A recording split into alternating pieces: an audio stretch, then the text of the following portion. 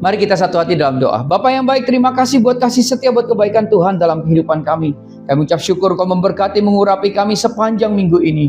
Kami ucap syukur Tuhan buat pemeliharaan Tuhan yang sempurna dalam kehidupan kami. Bapa yang baik, sebentar kami akan mendengarkan firman-Mu. Roh Kudus terangi hati dan pikiran kami hingga kami boleh mengerti, memahami, kami boleh merenungkan, bahkan kami boleh mengaplikasikan firman-Mu dalam kehidupan kami. Terima kasih Tuhan Yesus, kami mau katakan kami siap mendengarkan firman-Mu. Haleluya. Amin. Shalom Bapak Ibu Saudaraku, rekan-rekan terkasih Jemaat Home CC dimanapun berada.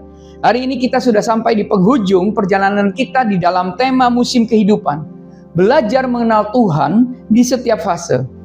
Nah Bapak Ibu Saudaraku, kita sudah bahas tema ini menjadi 3 bagian. 2 minggu yang lalu kita belajar dari Pengkhotbah 3 ayat 1. Bahwa Tuhan yang menentukan musim.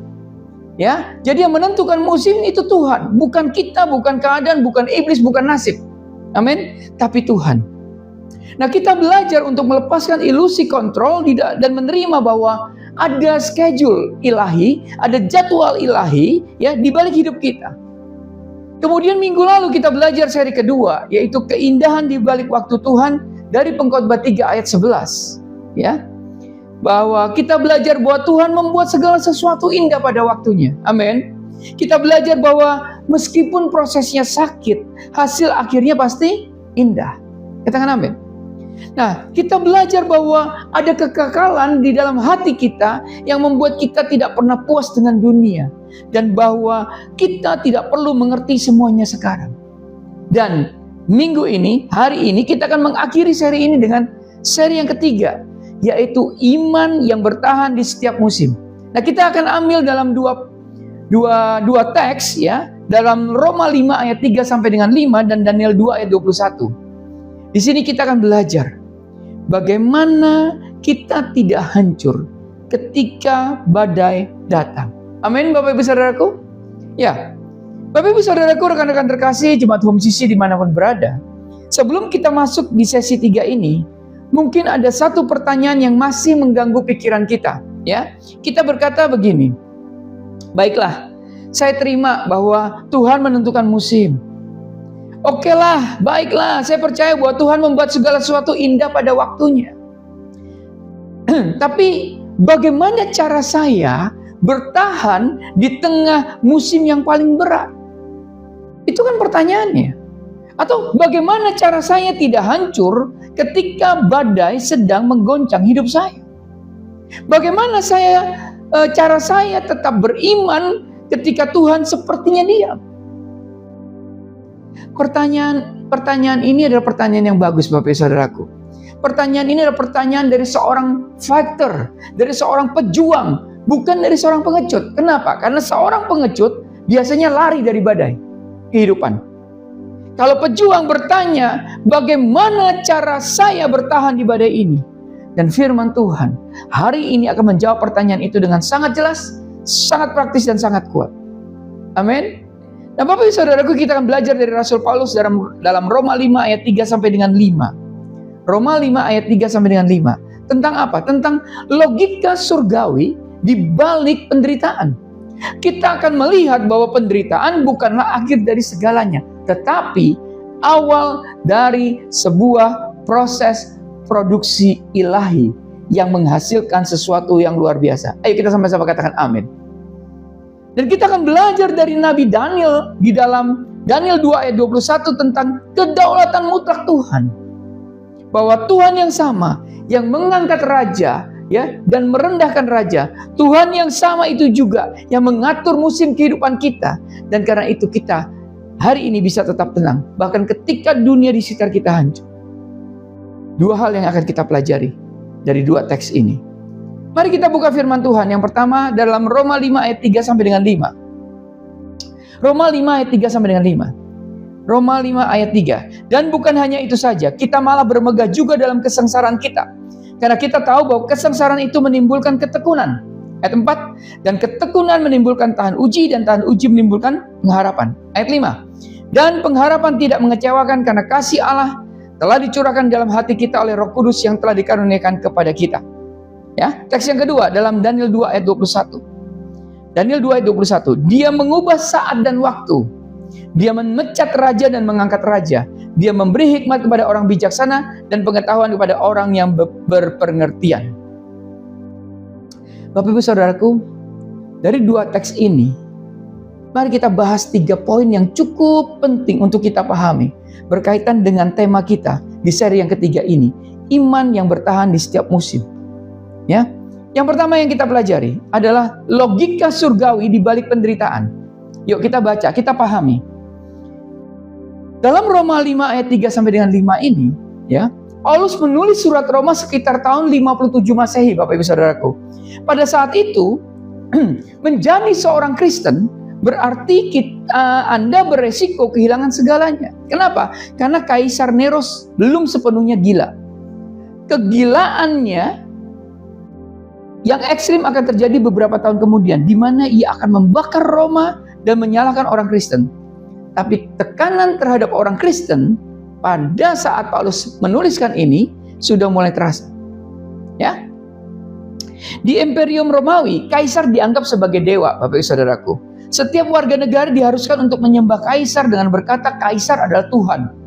Dan ketika seorang Kristen berkata tidak, hanya Yesus yang adalah Tuhan, itu adalah tindakan penghasutan tingkat tinggi. Dan hukumannya apa? Hukumannya adalah mati. Nah, jadi banyak orang Kristen pada masa itu yang dibakar hidup-hidup, dilemparkan ke binatang buas di Kolosium, disalib atau juga dipenggal. Nah, inilah penderitaan yang Paulus maksud. Jadi bukan sekadar flu, ya penderitaannya, bukan sekadar masalah keuangan, bukan sekadar konflik rumah tangga, tapi penderitaan yang dimaksud oleh Paulus ini adalah penderitaan yang mengancam nyawa. Penderitaan yang bisa membuat kita kehilangan segalanya. Kehilangan keluarga, kehilangan pekerjaan, kehilangan status sosial, kebebasan bahkan nyawa kita sendiri. Dan di tengah ancaman seperti itu, Paulus berkata dengan berani, di dalam Roma 5 ayat 3, kita bermegah dalam penderitaan. Saya bacakan Roma 5 ayat 3. Dan bukan hanya itu saja, kita malah bermegah juga dalam kesengsaraan kita. Karena kita tahu bahwa kesengsaraan itu menimbulkan ketekunan. Wow, dahsyat. Yuk kita baca, kita bahas satu persatu. Bermegah, kata bermegah. Dalam bahasa Yunani, kata yang diterjemahkan bermegah, ya, adalah kata yang biasa digunakan untuk kebanggaan akan sebuah kemenangan atau kebanggaan akan sebuah prestasi besar. Contohnya begini, contohnya seperti seorang atlet yang berdiri di atas podium, medali emas ada di lehernya, ya, kemudian dia bermegah. Kenapa? Karena ia telah berlatih keras dan menang. Atau seperti seorang tentara yang kembali dari medan perang dengan membawa bendera musuh, dan ia bermegah karena ia telah memenangkan pertempuran. Atau mungkin seperti seorang ilmuwan yang menerima hadiah Nobel dan ia bermegah karena penemuannya telah mengubah dunia. Nah, tapi Bapak Ibu Saudaraku, Paulus menggunakan kata yang sama ini untuk penderitaan. Ia berkata begini, banggalah ketika Anda menderita untuk Kristus. Angkat kepala Anda tinggi-tinggi. Jangan berkecil hati, jangan merasa dikutuk, jangan berpikir bahwa Tuhan meninggalkan kita. Mengapa? Karena kita tahu hasil akhirnya. Luar biasa. Ya. Perhatikan, dan bukan hanya itu, kita malah bermegah. Ya. Kita malah bermegah juga dalam kesengsaraan kita. Ya, bermegah itu ya. Kemudian kalimat yang kita pelajari adalah kalimat daripada karena kita tahu. Dalam bahasa Yunani, karena kita tahu, eidotes. Ini bukan sekedar keyakinan emosional. Bukan sekadar perasaan bahwa semuanya akan baik-baik saja, Bapak Ibu Saudaraku. Ini adalah pengetahuan yang pasti. Karena kita tahu. Jadi, sebuah pengetahuan yang pasti. Berdasarkan fakta, berdasarkan pengalaman, berdasarkan firman Tuhan. Paulus tahu karena ia sudah mengalami berkali-kali, Bapak Ibu Saudaraku, bahwa penderitaan yang dikelola dengan iman tidak akan pernah sia-sia. Dan itu pengalaman. Penderitaan yang diserahkan kepada Tuhan akan menghasilkan sesuatu yang indah. Amin. Bahkan mungkin bukan kadang-kadang, tapi pasti. Kenapa? Karena itu janji Tuhan. Nah, Bapak Ibu Saudaraku, kita lihat rantai emas, ya, keselamatan itu. Kita lihat, perhatikan rantai emas yang Paulus gambarkan sebagai sebuah proses produksi ilahi. Ini adalah pabrik rohani di mana karakter Kristus dibentuk dalam diri kita. Ini adalah jalur perakitan surgawi, ya, yang mengambil bahan bakunya penderitaan dan menghasilkan, ya, produk yang namanya pengharapan. Amin. Mari kita lihat, ya, rantainya seperti ini. Tautan, ya, atau ikatan, yaitu penderitaan, ya, dimulai dari penderitaan. Secara harfiah kata ini berarti tekanan, remukan, kesempitan. Bayangkan sebuah buah zaitun, Bapak Saudaraku, untuk menghasilkan minyak zaitun, buah zaitun tuh harus ditekan di dalam alat pemeras yang sangat berat. Tekanannya luar biasa. Minyaknya keluar setetes demi setetes, ya. Inilah yang namanya kata Yunani penderitaan dari klipsis. Ya, bayangkan sebuah anggur untuk menghasilkan anggur, buah anggur itu harus diinjak-injak, Bapak Ibu Saudaraku, di tempat pemerasan anggur. Kaki-kaki berat itu menginjak berulang kali sehingga apa? Air anggurnya mengalir. Ya, itulah klipsis, ya. Bayangkan sepotong logam untuk menjadi sebuah pedang yang tajam, logam itu harus dipukul, dipalu, ya, berulang kali di atas landasan. Pukulan itu atau palu itu, ya, pukul besi itu demi palu menghantam. Bentuknya berubah. Kenapa? Karena kotorannya terkelupas. Nah, itulah yang disebut klipsis. Jadi kata penderitaan dimulai dari penderitaan atau klipsis, ya. Nah, inilah yang sedang kita alami, Bapak Saudaraku. Tekanan, remukan, kesempitan. Kita merasa seperti sedang ditekan dari segala sisi. Kita merasa seperti sedang diinjak-injak. Kita merasa seperti sedang dipalu. Dan saya mau katakan itu sakit, Bapak Ibu Saudaraku. Ya, sangat sakit. Tidak ada yang bisa menyangkal itu. Tapi perhatikan. Buah zaitun tidak akan menghasilkan minyak tanpa tekanan. Anggur tidak akan dihasilkan tanpa injakan dan injakan. Pedang tidak akan tajam tanpa ditempa oleh palu. Ya, demikian juga kita, Bapak Ibu Saudaraku. Kita tidak akan menghasilkan minyak Roh Kudus tanpa tekanan. Kita tidak akan menghasilkan anggur sukacita tanpa injakan penderitaan. Dan kita juga tidak akan menjadi pedang roh yang tajam tanpa pukulan-pukulan palu-palu kesulitan itu. Ya, kalau tadi bicara penderitaan yang pertama.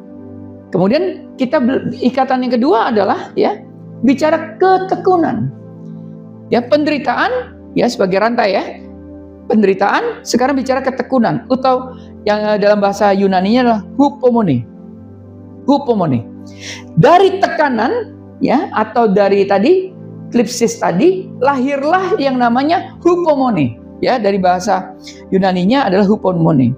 Kata ini sering diterjemahkan sebagai hupomone, itu diterjemahkan sebagai kata ketekunan atau kesabaran. Ya, dalam bahasa Yunani, hupomone itu bukan berarti diam pasif sambil nunggu masalah selesai, bukan. Juga bukan berarti kalau hupomone itu berarti ya sabar aja lah, ya, nanti juga berlalu. Bukan, Bapak Ibu Saudaraku. Hupomone itu berasal dari dua kata, yaitu hupo, di bawah, dan meno, yaitu tinggal atau bertahan. Jadi hupomone, ketekunan itu berarti kemampuan untuk tinggal di bawah beban tanpa runtuh, tanpa hancur. Ini adalah ketahanan, bukan ketahanan pasif, tapi ketahanan aktif. Ini adalah kekuatan untuk bertahan. Hupomone itu artinya kemampuan untuk tinggal di bawah tekanan dan tidak hancur. Amin, Bapak Ibu Saudaraku. Ya, jadi ini adalah keberanian untuk tetap berdiri ketika angin badai menerpa. Hupomone adalah integritas untuk tetap setia ketika semua orang di sekitar kita meninggalkan Tuhan. Coba bayangkan, Bapak Ibu Saudaraku, seorang prajurit yang tetap berdiri di medan perang meskipun terluka. Lengannya putus, ia tetap berdiri. Kakinya tertembak, ia tetap berdiri. Ia tidak lari, ia tidak menyerah. Ia tetap di posisinya sampai tugasnya selesai. Itulah hupomone atau ketekunan. Bayangkan seorang pelari maraton di kilometer ke-30, paru-parunya udah terasa terbakar, Bapak Saudaraku. Otot-ototnya berteriak minta berhenti. Pikirannya berkata, sudahlah, berhenti aja. Ya, tidak ada yang salah dengan berhenti. Tapi pelari maraton ini tetap berlari. ia menolak berhenti, ia bertahan, ia mencapai garis finish. Itulah hupomone. Kita buka lagi. Bayangkan seorang ibu yang merawat anaknya yang sakit parah. Hari berganti hari, minggu berganti minggu, bulan berganti bulan. Ia nggak bisa tidur nyenyak, ia nggak punya waktu untuk dirinya sendiri. Ia lelah, sangat lelah. Tapi ia tidak menyerah. Ia terus merawat, ia terus berdoa, ia terus percaya. Itulah hupomone. Nah, Bapak Ibu Saudaraku, rekan-rekan terkasih, jemaat Home CC dimanapun berada, hupomone tidak bisa diajarkan dari buku. Amin. Hupomone tidak bisa diperoleh dengan membaca artikel-artikel motivasi, Bapak Ibu Saudara. Hupomone hanya bisa dibentuk melalui tadi tekanan, klipsis. Hanya tekanan yang menghasilkan ketahanan, hanya beban yang menghasilkan otot, hanya badai yang menghasilkan pelaut yang tangguh. Jadi Bapak Ibu Saudaraku, kalau hari ini kita sedang mengalami tekanan, jangan sia-siakan. Amin. Kenapa? Karena biarkan tekanan itu membangun hupomone di dalam diri kita. Amin. Yang ketiga, seperti rantai. Ya, yang pertama adalah penderitaan. Ya, saya sebutnya the golden chain atau rantai emas keselamatan. Ya, yang pertama tadi penderitaan kemudian ketekunan. Apa yang dihasilkan dari ketekunan? Tahan uji, dokime. Tahan uji. Jadi dari hupomone lahirlah dokime. Dokime ini, kata ini berarti karakter yang sudah teruji atau nilai yang terbukti. Inilah adalah kata yang digunakan untuk logam mulia yang sudah diuji dalam api dan terbukti asli. Bukan palsu, bukan imitasi, bukan campuran, tapi asli. 24 karat murni. Tidak ada noda, tidak ada kotoran. Nah, Bapak Ibu Saudaraku, disinilah dunia melihat perbedaan antara orang Kristen yang sungguh-sungguh dan orang Kristen yang hanya main-main. Saya mau katakan begini, siapapun bisa bersuka cita ketika Tuhan memberkati. Amin. Siapapun bisa mengucap syukur ketika semuanya berjalan lancar, Bapak Ibu Saudaraku. Siapapun bisa memuji Tuhan angkat tangan ketika rekening banknya penuh. Siapapun bisa ya memuji Tuhan ketika keluarga sehat, ketika pekerjaan aman, ketika mimpi-mimpinya tercapai. Itu tidak memerlukan iman, Bapak Ibu Saudaraku. Ini hanya logika. Siapapun bisa bersyukur untuk hal-hal yang baik. Tapi siapa yang bisa bersuka cita ketika rumah sakit adalah rumah keduanya? Siapa yang bisa mengucap syukur ketika rekening banknya kosong? Siapa yang bisa memuji Tuhan ketika orang yang paling ia kasih meninggalkannya? Siapa yang bisa tetap percaya ketika Tuhan berkata tidak berulang kali dalam setiap doa-doa yang dinaikkan? Hanya orang yang memiliki dokime. Hanya orang yang berkarakter imannya sudah teruji di dalam api. Hanya orang yang tidak lagi bergantung pada keadaan, tetapi bergantung pada karakter Tuhan yang tidak berubah. Bapak Ibu Saudara, dokime adalah sertifikat keaslian dari Tuhan.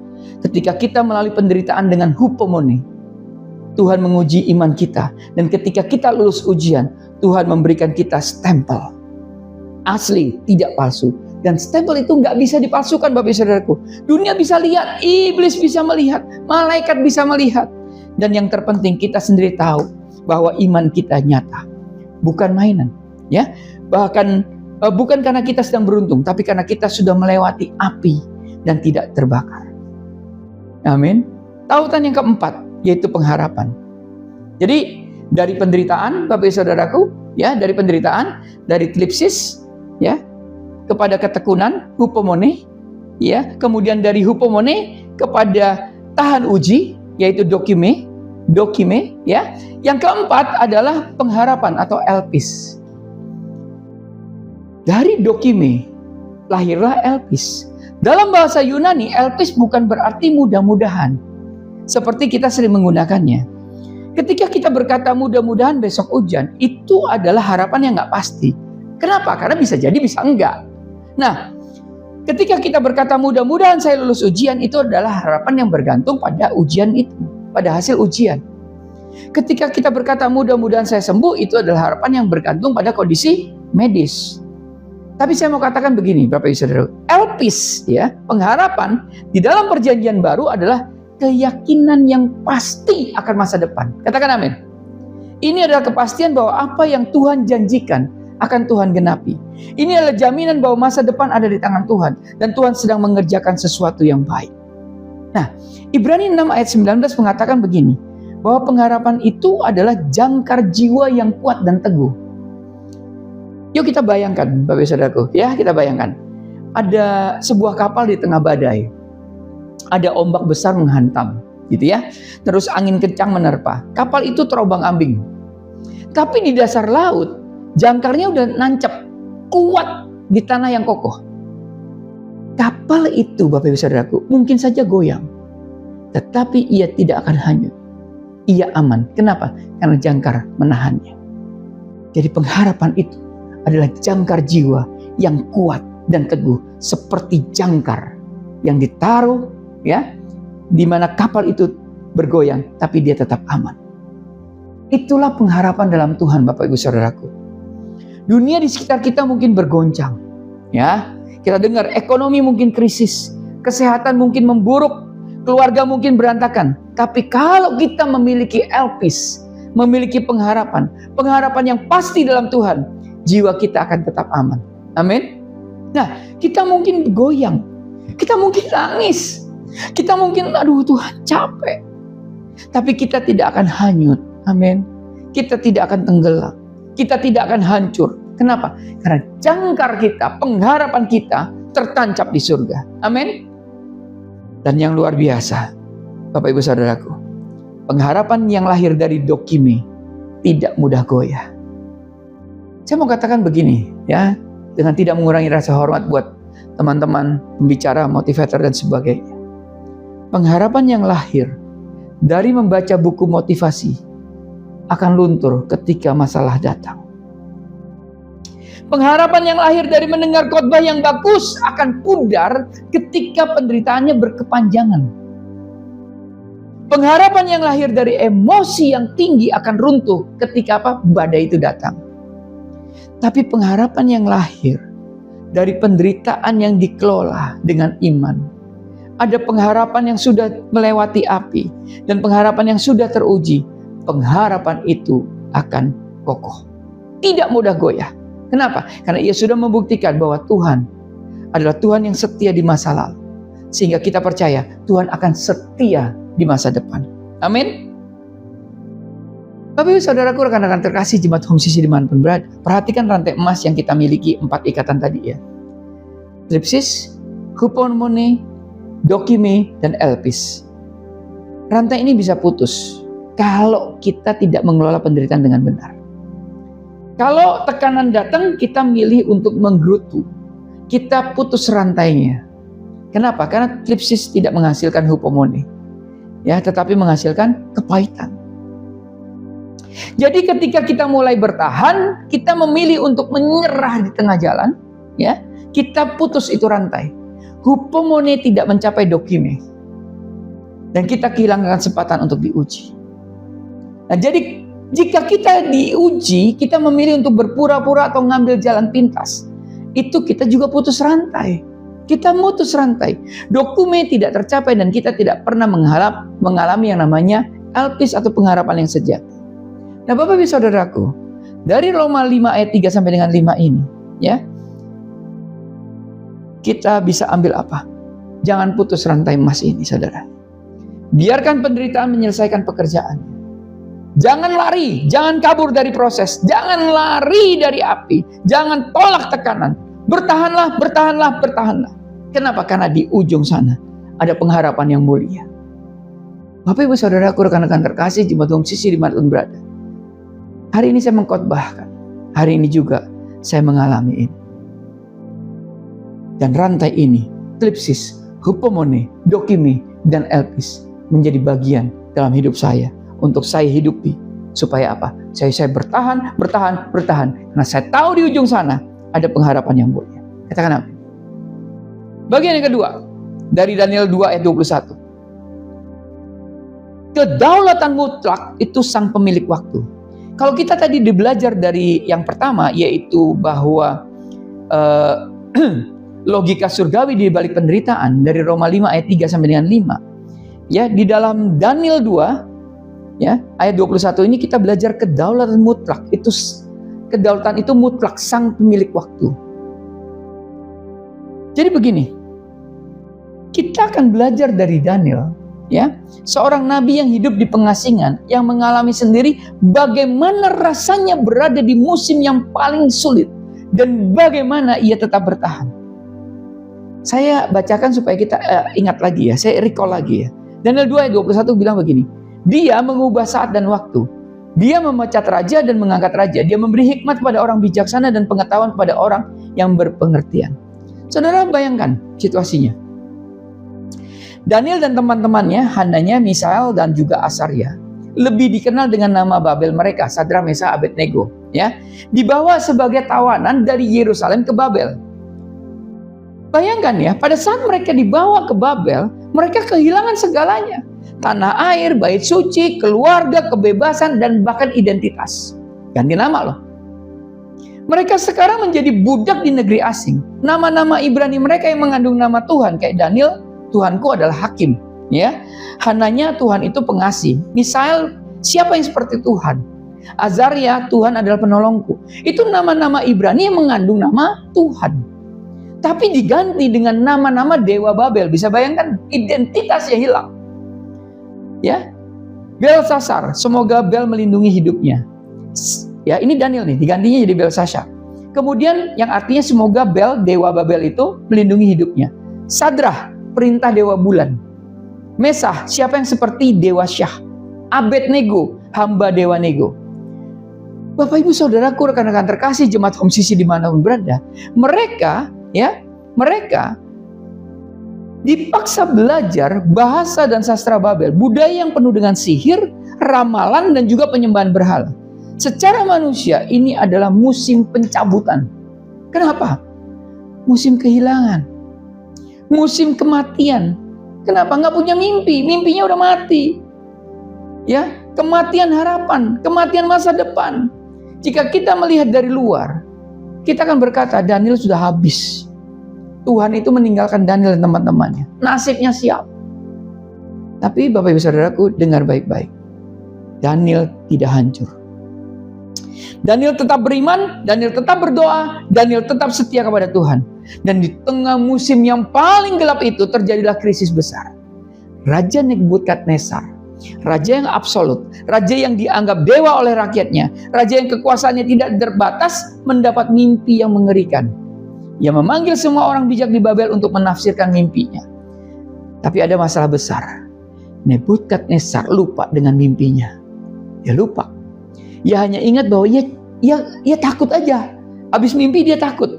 Dan dia memerintahkan, gini, katakan kepadaku mimpi dan artinya, jika tidak kalian akan dipenggal. Yang gila ini Bapak Ibu Saudaraku. Dia yang mimpi, dia yang lupa mimpinya, dan dia minta orang, ya, bukan saja menafsirkan ya, tapi mengatakan mimpinya dia. Mimpinya dia harus dikatakan dan beserta dengan artinya. Ini nonsens. Ini mustahil. Bagaimana seseorang menafsirkan mimpi yang tidak diceritakan? Para orang bijak Babel diprotes. Gak ada seorang pun di bumi yang bisa melakukan apa yang raja minta. Dan tidak ada raja yang pernah meminta hal seperti ini. Apa yang terjadi? Nebukadnezar murka, Bapak Ibu Saudaraku. Ia mengeluarkan perintah untuk membunuh semua orang bijak di Babel. Tapi hari itu, Daniel sedang diorbitkan oleh Tuhan. Daniel sekarang berada di ambang kematian. Besok pagi ia bisa saja dipenggal. Secara manusia tidak ada jalan keluar, tidak ada kesempatan untuk melarikan diri, tidak ada pengacara yang bisa membelanya. Hukuman mati sudah ditetapkan. Tapi di sini Daniel menunjukkan imannya yang luar biasa. Bapak Ibu Saudaraku, Daniel tidak panik. Daniel tidak marah kepada Tuhan. Daniel tidak bertanya, Tuhan mengapa engkau membiarkan ini terjadi? Enggak. Ya, Daniel tidak bertanya, kan aku sudah setia, kenapa aku harus mati seperti ini? Enggak Bapak Ibu Saudaraku. Daniel justru berdoa. Ia mengajak teman-temannya berdoa. Mereka memohon belas kasihan Tuhan. Mereka memohon Tuhan untuk menyatakan mimpi itu. Dan Tuhan menjawab. Tuhan menyatakan mimpi itu kepada Daniel dalam sebuah penglihatan di malam hari. Dan inilah yang luar biasa, respon daripada Daniel. Sebelum Daniel pergi menghadap raja, sebelum Daniel menyelamatkan nyawanya sendiri, sebelum Daniel menikmati kemenangan, sebelum ia menerima hadiah dari raja, Daniel memuji Tuhan. Jadi kalau Bapak Ibu baca dalam Daniel 2 ayat 20-23, itu adalah doa pujian Daniel. Dan di dalam pujian itu Daniel menyatakan kebenaran teologis yang sangat dalam. Salah satunya adalah ayat yang 21. Dia mengubah waktu dan musim, dia memecat raja dan mengangkat raja. Kita pelajari Bapak Ibu Saudaraku ya. Dikatakan dalam Daniel 2 ayat 21 ini, dikatakan dia mengubah. Dia mengubah. Hu hedal. Dalam bahasa Aram, bahasa yang digunakan dalam kitab Daniel bagian ini, frase dia mengubah adalah hu hedal. Kata ini menunjukkan intervensi langsung dari Tuhan. Ini bukan sekedar Tuhan membiarkan alarmnya bekerja. Ini bukan sekedar Tuhan meramalkan apa yang akan terjadi. Ini adalah Tuhan secara aktif mengubah, secara aktif mengganti, secara aktif menetapkan. Ini yang saya namakan kedaulatan mutlak Tuhan. Bapak Ibu Saudaraku, rekan-rekan terkasih jemaat sisi di mana Tuhan berada, Tuhan tidak hanya mengetahui masa depan, tapi Tuhan menetapkan masa depan. Tuhan tidak hanya meramalkan siapa yang akan menjadi raja, tapi Tuhan yang mengangkat dan memecat raja. Amin. Daniel 2 ayat 21 mengajarkan bahwa tidak ada satu detik pun dalam sejarah manusia yang berada di luar kendali Tuhan. Artinya apa? Bangkit dan jatuhnya kerajaan, pergantian rezim, krisis ekonomi, pandemi, perang, bencana alam, semuanya ada dalam kendali Tuhan. Katakan amin. Dan ini berlaku juga untuk musim di dalam kehidupan kita. Amin Bapak Ibu Saudaraku. Tuhan yang sama yang mengangkat Nebukadnezar sebagai Raja Babel, seorang raja kafir yang kejam, yang menghancurkan Yerusalem dan Bait Suci, ya, yang membawa umat Tuhan ke dalam pembuangan. Tuhan yang sama itu juga yang mengatur musim dalam hidup kita. Katakan amin. Ini artinya apa? Musim yang menyenangkan dan musim yang menyakitkan, keduanya tidak berada di luar kendali Tuhan. Semuanya ada dalam kendali Tuhan. Katakan amin. Ini gak nyaman. Bapak Ibu Saudaraku, saya tahu ini gak nyaman untuk didengar, jujur saja. Kenapa? Karena kita lebih suka Tuhan hanya bertanggung jawab atas hal-hal yang baik. Kita ingin Tuhan menjadi penanggung jawab atas berkat. Tuhan menjadi penanggung jawab atas kesembuhan, keberhasilan, kebahagiaan. Tapi kita tidak ingin ya Tuhan menjadi penanggung jawab atas kegagalan, atas penyakit, kehilangan, dan penderitaan. Kita cuma pengen Tuhan itu menjadi penjamin kebahagiaan kita, bukan Tuhan yang mengizinkan penderitaan kita. Hari ini Bapak Ibu Saudaraku, dengarkan baik-baik. Kalau Tuhan hanya Tuhan di musim baik, maka sebenarnya kita tidak sedang percaya kepada Tuhan. Kok bisa? Kita hanya percaya pada keadaan yang nyaman. Kita hanya percaya pada berkat, bukan pada pemberi berkat. Kita hanya percaya pada mujizat, bukan pada pembuat mujizat. Kita hanya percaya pada jawaban doa, bukan pada Tuhan yang mendengar doa. Saya kasih ilustrasi begini Bapak Ibu Saudara. Seorang anak kecil berkata kepada ayahnya, "Papa, aku hanya mau dipeluk ketika Papa membelikanku mainan." Ketika papahnya mendisiplinkan anak ini, ya, anak ini tidak mau disebut anak papanya.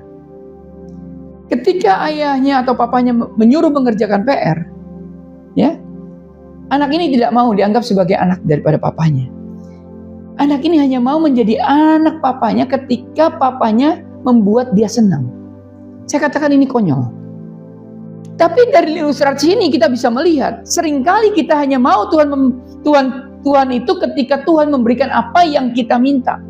Tapi ketika Tuhan mengizinkan musim sulit untuk membentuk kita, kita justru meragukan kasih Tuhan, meragukan kebaikan Tuhan, bahkan meragukan keberadaan Tuhan.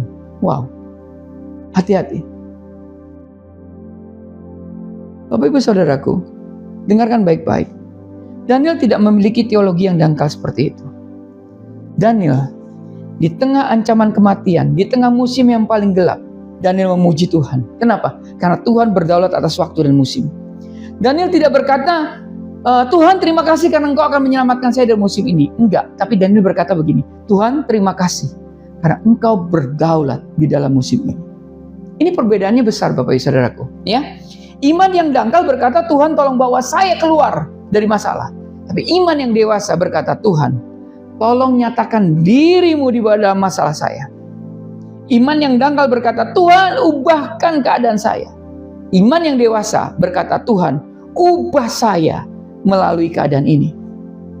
Iman yang dangkal hanya mau Tuhan ketika Tuhan memberkati, tapi iman yang dewasa, ya, memuji Tuhan bahkan ketika Tuhan tidak mengubah keadaan. Kenapa? Karena ia tahu bahwa Tuhan sedang bekerja di balik layar yang dia tidak pernah tahu. Daniel nggak tahu apakah ia akan selamat secara manusia, Bapak Ibu Saudaraku. Besok pagi ia bisa saja dipenggal, tapi ia tetap memuji Tuhan. Bukan karena Tuhan akan membebaskannya, tetapi karena Tuhan layak dipuji terlepas dari apapun yang terjadi.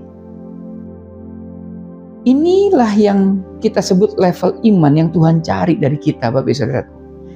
Iman yang tidak bergantung pada keadaan. Iman yang bertahan ketika Tuhan berkata tidak. Iman yang tetap menyembah ketika badai itu belum reda. Iman yang tetap percaya bahwa Tuhan baik bahkan ketika hidup terasa tidak adil.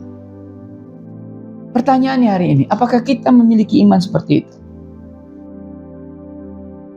Poin yang ketiga, pergeseran paradigma dari kapan ke apa, ya.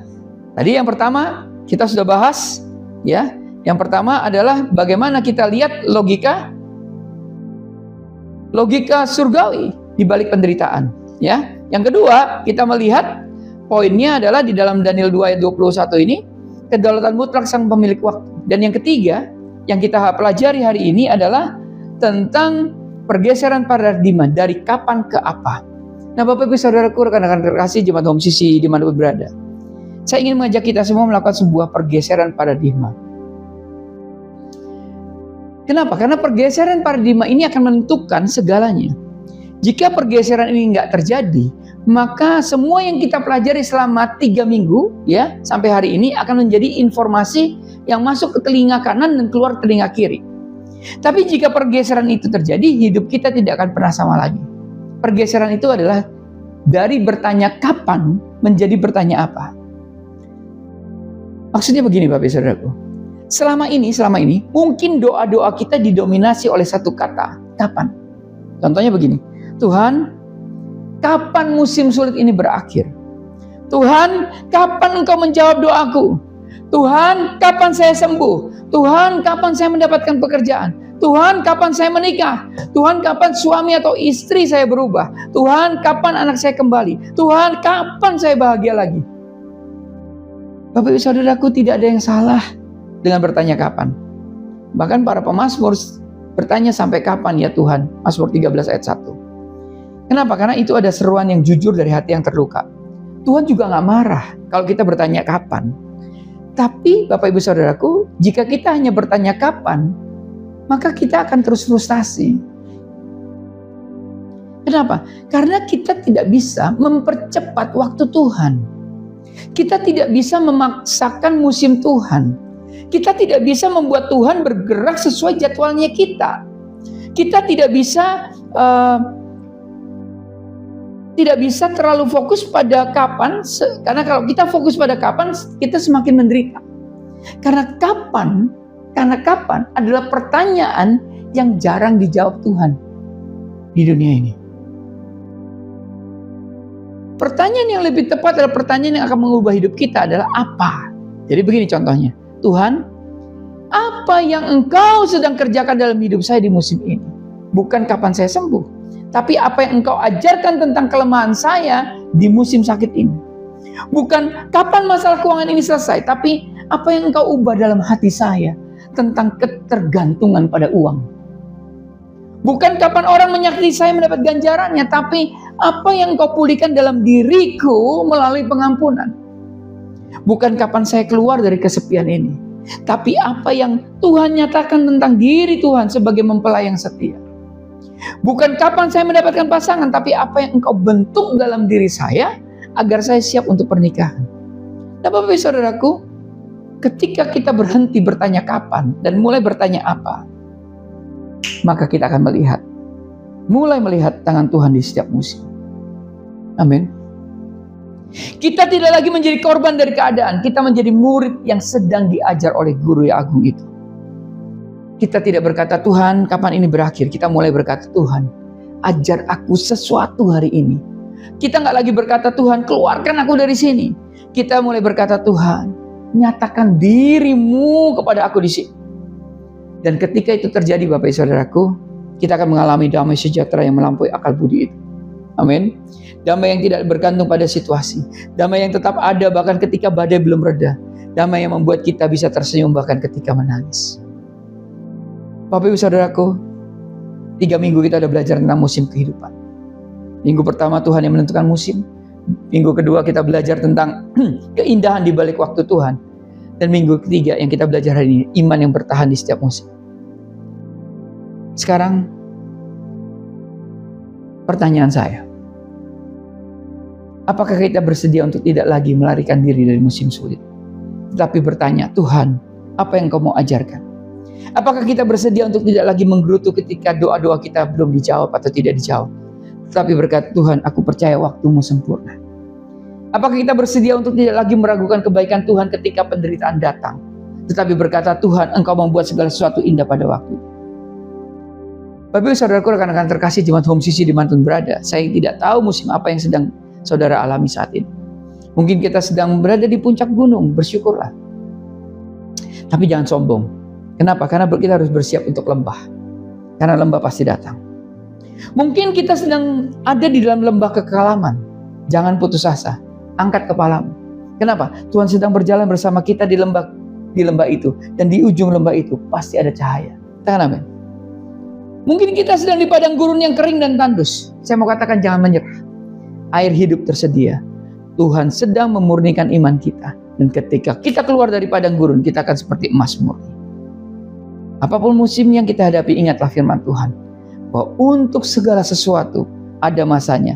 Untuk apapun di bawah langit ada waktunya. Pengkhotbah 3 ayat 1. Ingat firman Tuhan bahwa Ia membuat segala sesuatu indah pada waktunya. Pengkhotbah 3 ayat 11. Dan ingat, dalam Roma 3 ayat 5, penderitaan menghasilkan ketekunan, ketekunan menghasilkan tahun uji menghasilkan pengharapan. Dan yang terakhir yang harus kita ingat, dalam Daniel 2 ayat 21, bahwa Tuhan mengubah waktu dan musim. Percayalah kepada Tuhan, Bapak Saudaraku. Bertahanlah di musim kita dan biarkan Tuhan menyelesaikan pekerjaan yang indah dalam hidup kita. Amin. Mari kita berdoa.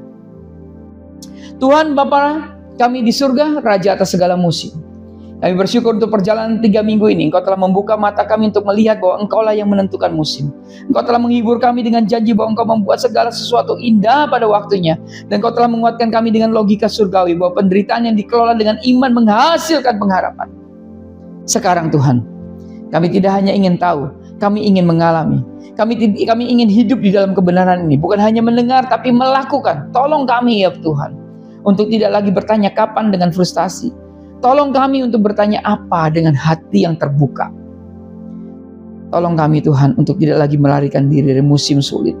Tolong kami untuk bertahan, karena kami tahu bahwa di ujung sana ada pengharapan.